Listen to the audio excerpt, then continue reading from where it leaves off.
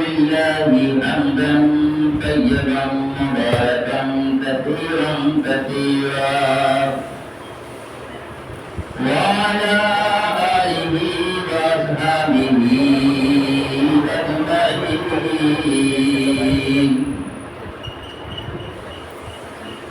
أما بعد، فأعوذ بالله من الشيطان الرجيم. بسم الله الرحمن الرحيم. والصلاة والسلام على رسول الله. الصلاة والسلام عليك يا حبيب الله. الصلاة والسلام عليك يا نبي الله. أعوذ بالله من الشيطان الرجيم. بسم الله الرحمن الرحيم. ولا تقولوا لمن يقتل في سبيل الله أموات. آمنت بالله صدق الله العظيم. کچھ عرض کرنے سے پہلے سبھی حضرات مل کر بارگاہ رسالت میں درود و سلام کا تحفہ پیش کریں. صلی اللہ علی النبی الامی وآلہ صلی اللہ تعالی علیہ وسلم. صلاۃ و سلام علیک یا رسول اللہ صلی اللہ علیہ وسلم.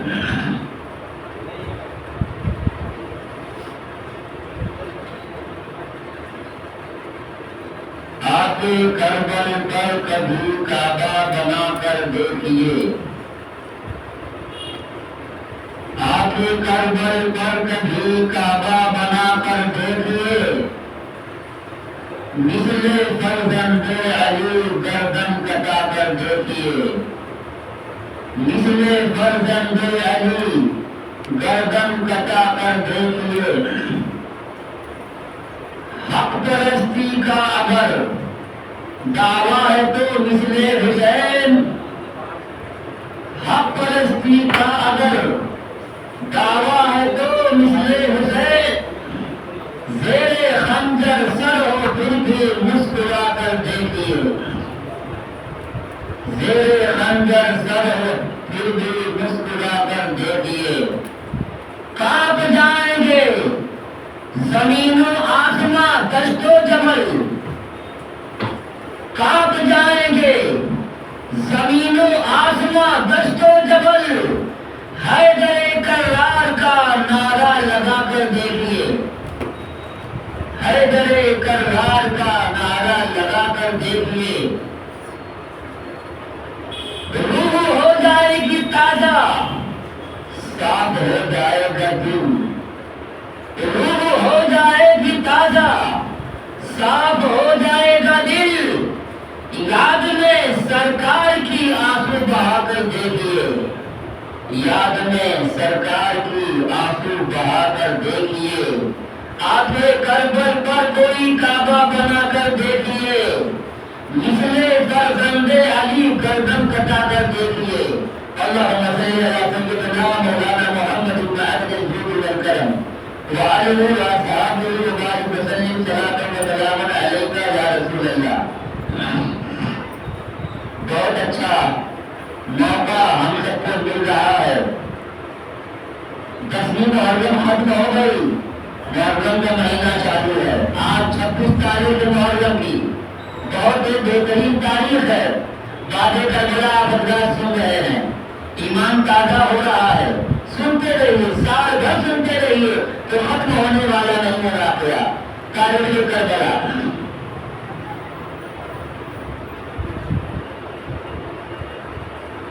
حضرت امام عالی مقام رضی اللہ تعالیٰ عنہ کا لٹا پٹا قافلہ یزیدیوں نے قیدی بنایا، سواری پر رکھا.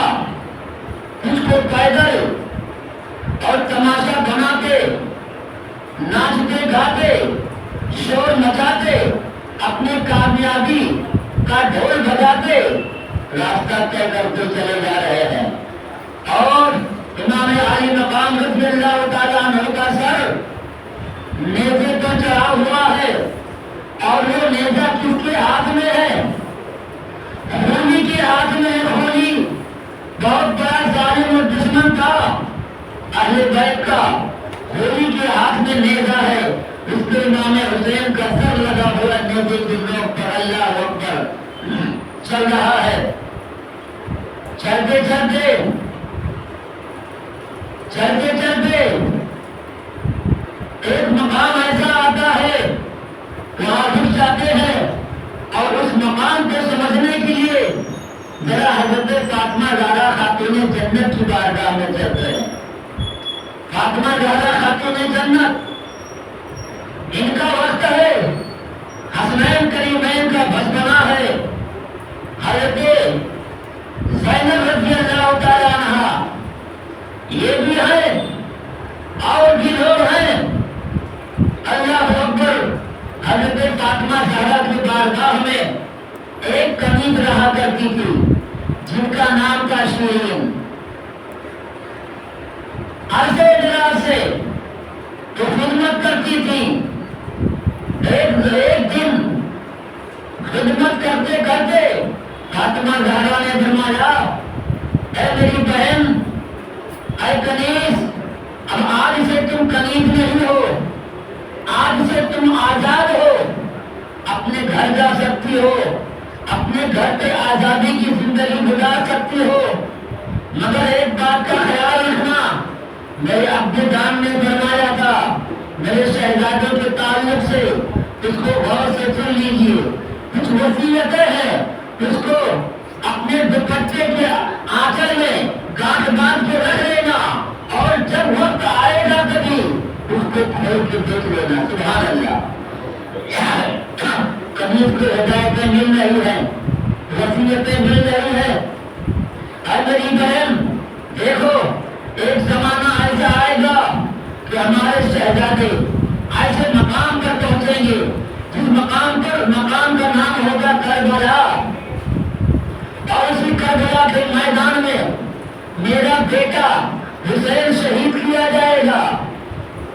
محمد رسول اللہ کے کلمہ پڑھنے والے نبی کے امتی ان کو شہید کریں گے اور حسین کے بیٹے علی اکبر کو شہید کریں گے، قاسم کو شہید کریں گے، عباس علمدار کو شہید کریں گے، اور جتنے کنبے میں ہوں گے مرد سب کو شہید کریں گے، اور اپنے دست پاک کو کہیں گے پاک ہاتھ ہے، ہمارے ہاتھ پہ ہاتھ رکھ کے بیعت کر لو ورنہ سب کو شہید کر دیا جائے گا۔ تو میری بہن یہ بات خیال رکھنا، تو لٹا پٹا قافلہ میدان سے جب نکلے گا، جب دشمنان دین و ایمان، اللہ و رسول کے غدار دشمن جب یہاں سے چلیں گے اس مقام سے اور قیدی بنا کے، اب یہاں سے غیب کی بات پتا چلتی ہے، حضرت فاطمہ زہرا کو یہ سارے غیب کی باتیں کیسے معلوم؟ نبی کی بیٹی، جب نبی کو غیب معلوم ہے تو نبی کی بیٹی کو نبی نے، ان کے باپ نے کتنا غیب کا علم سکھایا ہوگا۔ سبحان اللہ۔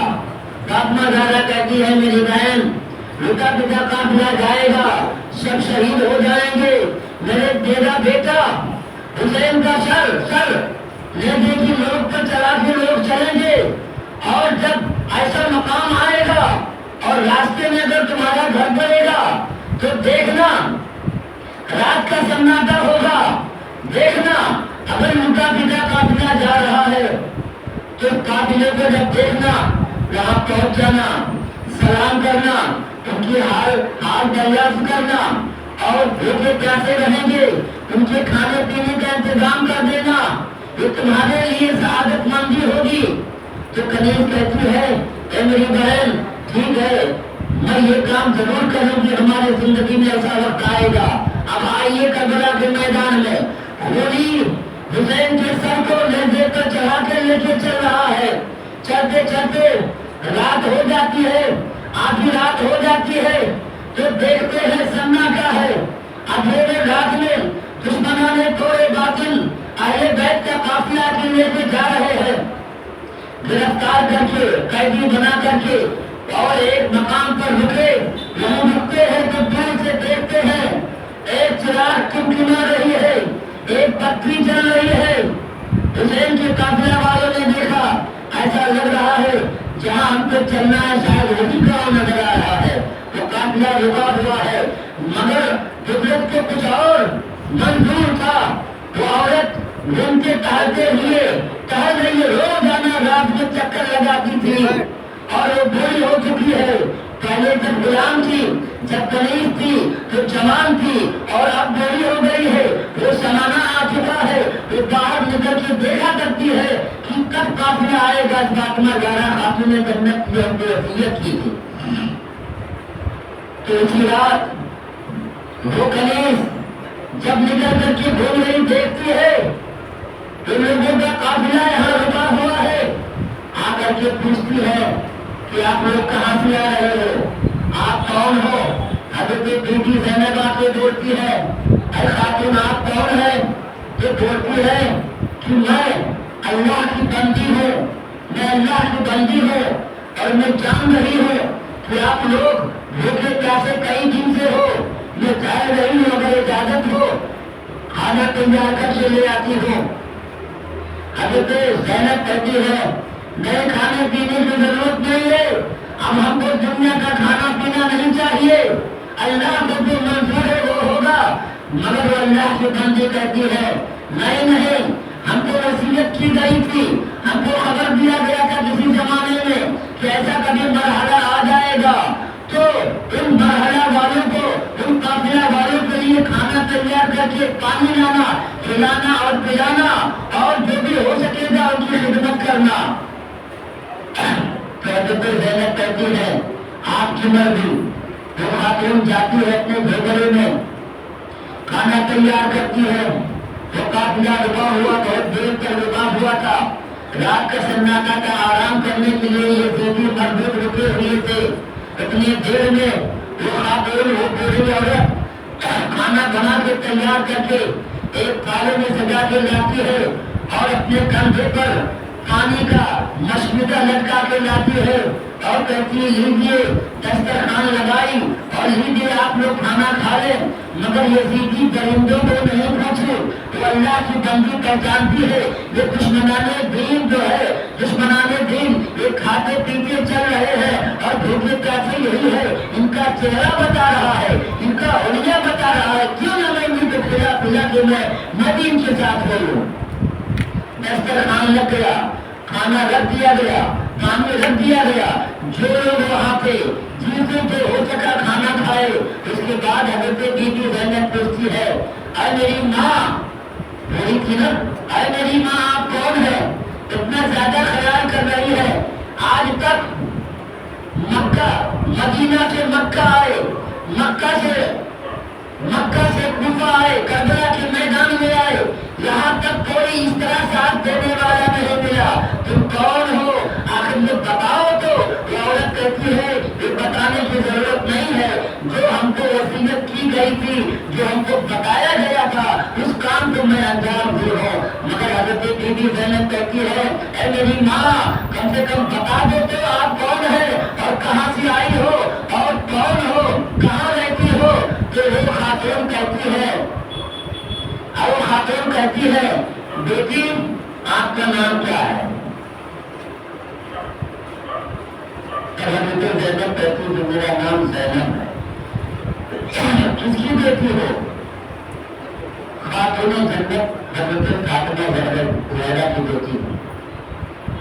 हाँ, और ये सब ज़ैनुल आबिदीन जो हाथ पांव में जंजीर जकड़ा हुआ है, कैदी बनाए गए हैं। ये कौन, इमाम हुसैन के साहबजादे हैं। इमाम हुसैन और ये सर जमीन में गाड़ा हुआ है नेजा और सर उसी नेचे के ऊपर है। ए बेटी बताओ ये सर किसका है। हजरत ज़ैनब फरमाती है, मेरे भैया हजरत हुसैन का सर है। यजीदियों ने करबला के मैदान में काट दिया है और बहुत सारे शुहदा की लाशें वहाँ पड़ी हुई है। उनके सर, उनके घर अलग अलग पड़े حضرت زینب نے جب بتایا تو کنیز جو بوڑھی عورت کہتی ہے کہ بیٹی اچھا وہی فاطمہ نا جو مدینہ میں رہتی ہے، جو میرے آقا حضرت محمد مصطفیٰ صلی اللہ علیہ وآلہ وسلم کی بیٹی تھی، انہیں کی بیٹی ہے اور انہیں کی اولاد یہ ہے، انہیں کا یہ سر ہے۔ تب وہ عورت کہتی ہے ارے بیٹی زینب تم بھی ہو؟ ہاں تم بھی چھوٹی تھی، تم بھی چھوٹی تھی، میں تم کو بہت پیار کرتی تھی، میں تمہارے ماں فاطمہ کی خدمت میں کئی سال تک رہ چکی ہوں، خادمہ ہو اور ان کی کنیز ہو، اور انہوں نے ہم کو کچھ اچھائیوں کے ساتھ میں ہم کو آزاد کر دیا اور یہ وصیت کی تھی کہ ایسا وقت آئے گا کبھی تو ہمارے مٹے بڑے قافلہ والوں کی تم خدمت کرنا، کھانا پانی پیش کرنا اور ان کے ساتھ جو اچھائیاں ہو سکے کرنا۔ تو حضرت زینب آنکھیں پھاڑ کے دیکھتی ہے میری ماں کی خادمہ ہے، اللہ اکبر۔ فوراً وہ بوڑھی عورت حضرت خاتون جنت کی بیٹی کہ حضرت زینب کے ہاتھ پاؤں کا بوسہ دینا شروع کرتی ہے، آپ آگے رسول کی سہجاتی ہیں اور حضرت سکینہ کو چومتی ہے اور جو حضرت ام روان ان کو چومتی ہے اور جن لوگوں کو دعائیں دیتی ہے، کسی کا کپڑا چومتی ہے، کسی کا ہاتھ، کسی کا پاؤں چومتی ہے اور کہتی ہے آپ آلے رسول ہے، اولاد رسول ہے، آپ کا قدم چومنا میرے لیے باعث فخر ہے اور ہم جنتی ہے، جنت ہمارے لیے ہے۔ اگر کوئی اہل بیت کا قدم چومتا ہے یا ان کا دوپٹہ چومتا ہے وہ جنتی ہے، جنتی۔ اگر وہ جہنمی تھا اور عقیدہ صحیح کر کے اس نے چوم لیا ہے تو اللہ تعالیٰ اس کو جنت واجب کر دیا، جہنم کو حق کر دیا اس کی خدمت سے۔ تو جب یہ پتہ چلتا ہے حضرت زینب کو کہ میری ماں فاطمہ خاتون جنت کی کنیز ایک بیٹی رونے لگتی ہے، یہ حسین جس کا سر ہے، یہ چھوٹے تھے، حسن چھوٹے تھے، آپ بڑی بڑی تھی، میں بہت پیار کرتی تھی، میں کھلاتی پلاتی تھی اور ادھر ادھر گھماتی تھی، خدمت کرتی تھی، آپ لوگوں کے کپڑے دھویا کرتی تھی اور حسین جس کا سر لٹکا ہوا ہے ان کے بھی کپڑے دھویا کرتی تھی، ان کا کام کیا کرتی تھی۔ آج وہی حسین ہے، وہی آلے رسول ہے، وہی خاتون جنت کا بیٹا ہے جس کو دشمنوں نے شہید کر کے اس کے سر کو نیزے کی نوک پہ چڑھا کے دنیا میں تماشا بنا کے گھما رہے ہیں کہ ہم جیت گئے، ہم جیت گئے، ورنہ یہ جیتے نہیں تھے، یزیدی جیتے نہیں تھے، بلکہ جب یہ ملعون یہ یزیدی لوگ لعنتی ہے اور مردود ہے تو مردود اور لعنتی جیتتا کہاں ہے؟ جو ظالم بادشاہ ہوتا ہے، جو ظالم لوگ ہوتے ہیں وہ کبھی جیتتے نہیں ہیں، اور ایمان والے جو حق پر رہنے والے اور حق پر مرنے جینے والے، زندگی گزارنے والے دنیا میں جو بھی ہے کم تعداد میں ہوتے ہیں، اپنی جان کو قربان کرنا گوارا کر لیتے ہیں مگر اپنے دین اور دھرم پر آج آنا منظور نہیں کرتے، گوارا نہیں کرتے ہیں، وہی حق والے ہوتے ہیں جن کا نام رہتی دنیا تک ہر انسان اچھے طریقے سے لیتا ہے، اور جو ظلم کرتا ہے ان کو مردود اور لعنتی اور کتا کمینہ گنبد ہمیشہ دنیا کے اچھے لوگ کہا کرتے ہیں۔ شروع کریے اللہ صلی اللہ سیدنا مولانا محمد وآلہ وصحبہ وسلم صلاۃ و سلام علیہ رسول اللہ۔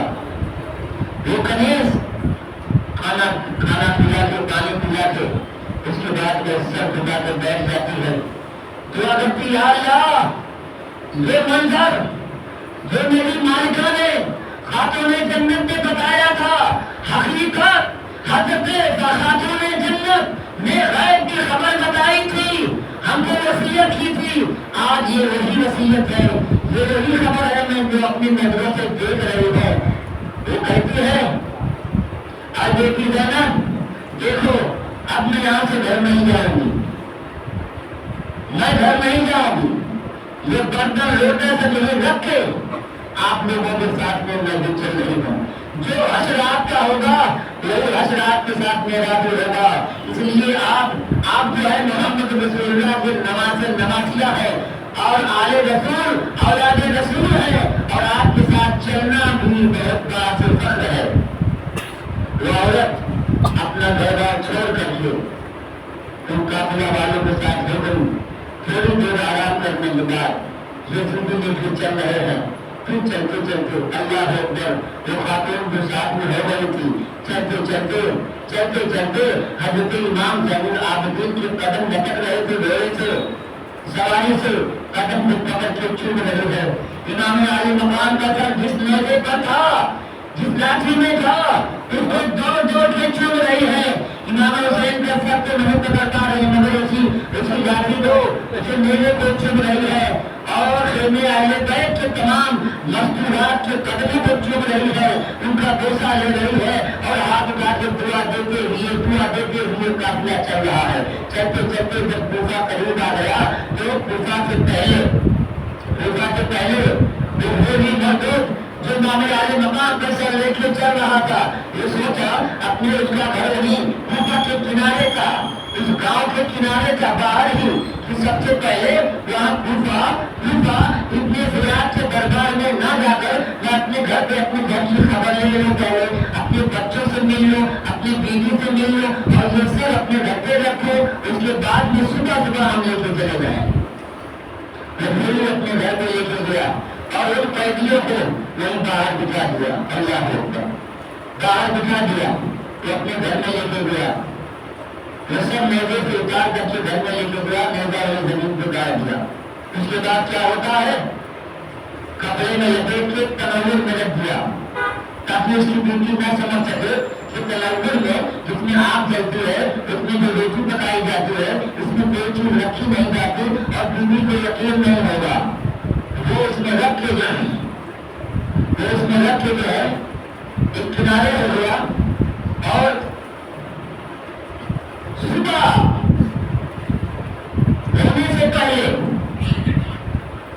ہونے سے پہلے اندھیری ہی میں اس کا شوہر سو گیا تھا. وہ بیوی اٹھی اور دیکھتی ہے گھر میں چکر لگاتی ہمارے گھر میں اجالا کیسا ہے.